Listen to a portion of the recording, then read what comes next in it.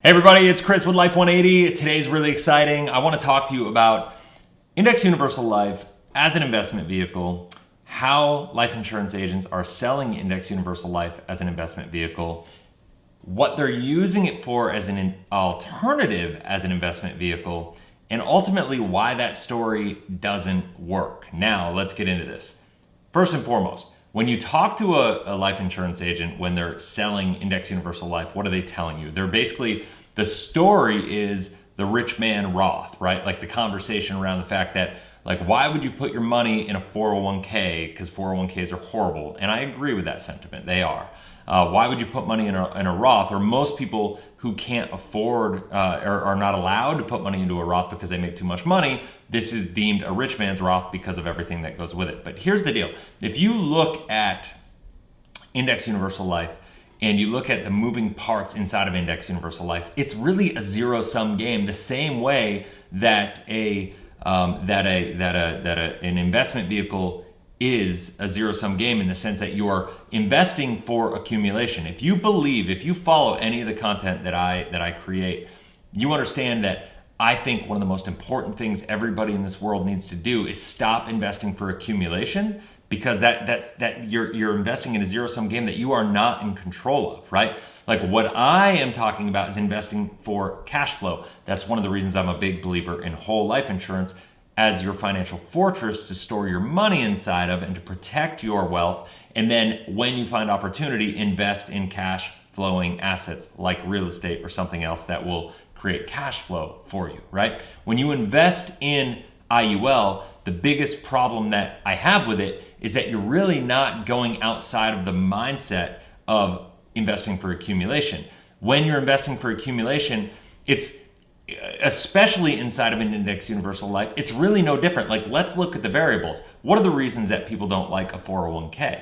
People don't like a 401k because of the fact that, you're delaying taxes, and when you're delaying taxes inside of a 401k, you're basically delaying till a time when we're going to be paying a higher tax rate. I think everybody in the world right now can look around with half a brain and say, okay, yeah, I think taxes are going up. Our spending is out of control. We're printing more money. We're worried about inflation. At some point in time, we have 100 trillion plus in unfunded liabilities from the country's perspective. And so at some point, we have to pay for those things. And where is that going to come from? It's certainly not going to come from increased revenue from the country. The only way to increase revenue from a country perspective is to make sure that is for the government to increase taxes.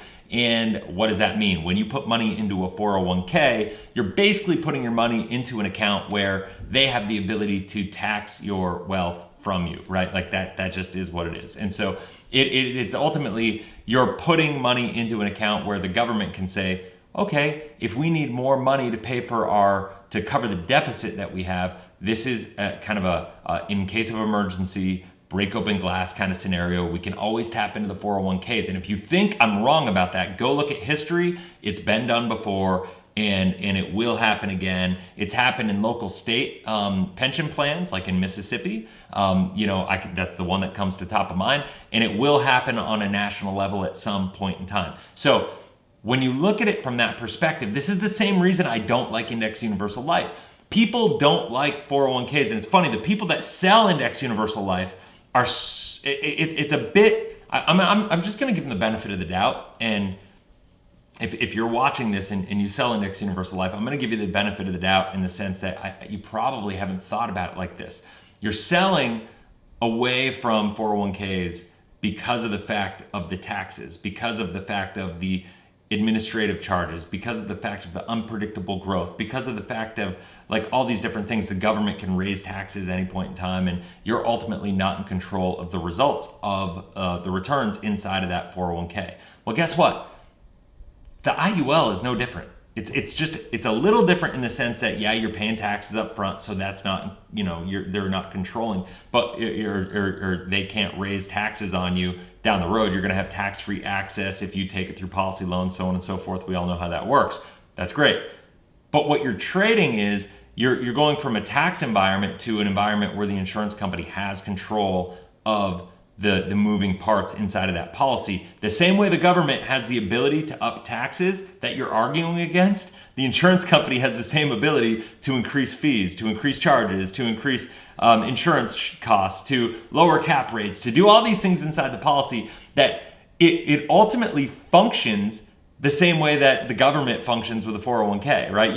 Now I will say I have a little more trust in an insurance company than I have in the government, but at the end of the day, the biggest problem here is it's still the same kind of moving parts inside of an IUL that are inside of a 401k if you really break down the fundamentals when it comes to you being able to control your money. And when you're investing for accumulation, the whole reason I don't like accumulation is because let's say you're 30 years old right now. If you're investing for like a 30 or 35 year time horizon to get to 60 or 65 when you want to retire, the problem is you don't know, like you're setting yourself up to try to accumulate money.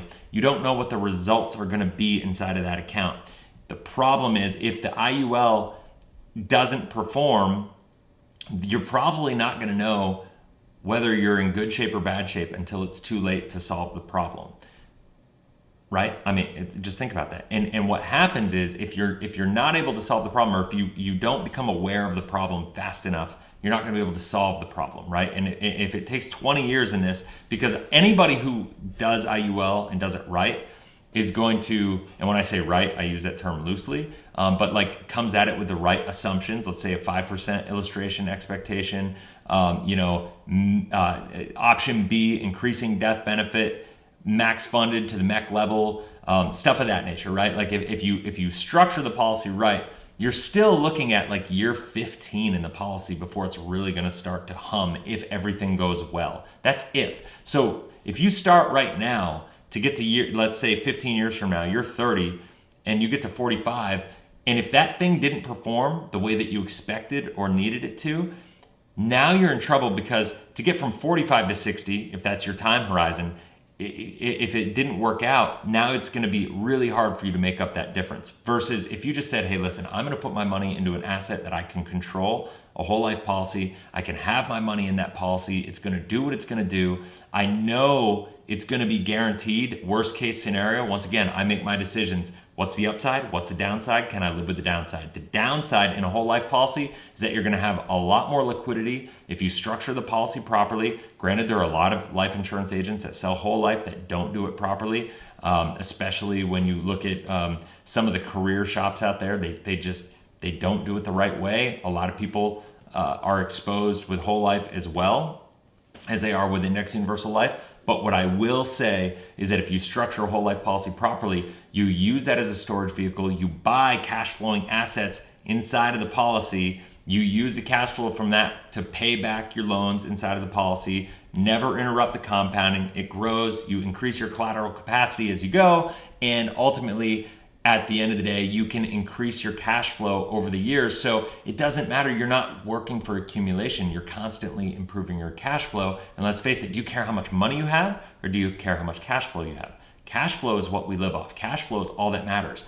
I see too many people get to retirement and have a crisis on their hands because they don't have enough money to retire. What they thought they needed doesn't, it ended up not being nearly enough because you take inflation into account, you take like a bunch of different variables into account. The fact that we have inflation goes up, so it costs more to live. The fact that we have a scenario where interest rate environments are low, so you can't get as much as you used to be able to. Like, let's think about it. If you started retirement planning in the early 90s, they were planning on you being able to get 6 to 8% as good, safe money out of your retirement account when you plan. So saving for $1 million back in the 90s, early 90s seemed like a good number, because you get to $1 million, you pull 8% out a year, that's $80,000 a year of income, right? But flash forward, 30 years later, $1 million to have the same purchasing power, you need probably $2.5 million to match that purchasing power. So now what do you need? For that same $80,000 that you would have needed to live in 1990, you need about $200,000 today.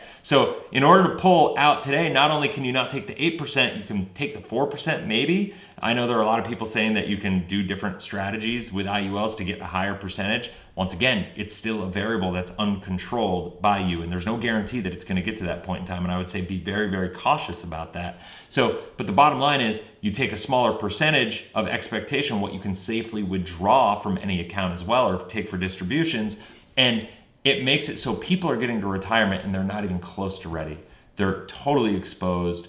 They're totally at risk. Their lifestyle is at risk. And it's one of the things that I just want to encourage you. If you're thinking about getting an index universal life policy, make sure you're really clear on the risks that you're taking. Make sure that you understand what it's going to do for you on the upside. Are you good with the upside? Are you good with the downside? Can you live with the downside if it doesn't go according to plan? Are you still going to be able to meet your retirement needs and not have to take a step backwards in quality of life when you look at the downside of an IUL? Because I promise you, they put the downside into those contracts for a reason. So anyway, I hope that helps. If you found value in this video, I'd love it. I'd be so grateful for a like. If you haven't subscribed yet, make sure you hit that subscribe button, click the bell, that way you get notified every single time I put out a new video. And until next video, I hope to see you around, and have a blessed, inspirational day. We'll talk to you soon. Later.